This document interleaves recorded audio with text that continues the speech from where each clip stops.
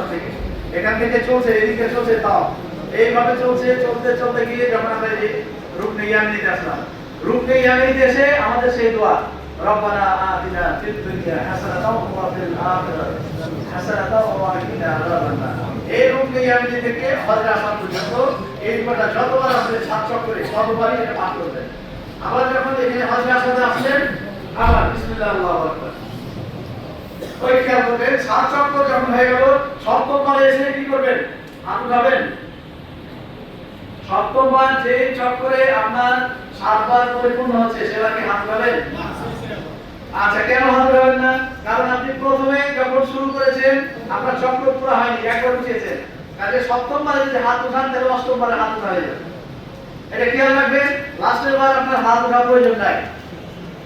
আর একটা গুরুত্বপূর্ণ বিষয়, আপনি এই যে তাওয়াফ করছেন, এই তাওয়াফ করতে করতে এর ভিতরে আপনি কি করবেন? আপনি নামাজের হালতে থাকবেন।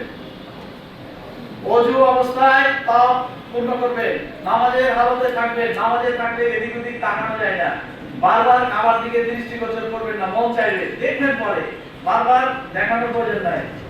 আপনি আপনার মনের আবেগ দেখার অনেক সুযোগ পাবেন। আগে তাওয়াফটা পূর্ণ করে নেন। আপনি ইহরাম অবস্থায় হজরে আসওয়াদ চুমু খেতে যাবেন না।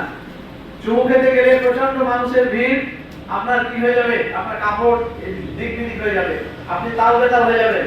কখনোই যাওয়ার চেষ্টা করবেন না ইহরাম অবস্থায় হজরে আসওয়াদের কাছে যাওয়ার। তাওয়াফ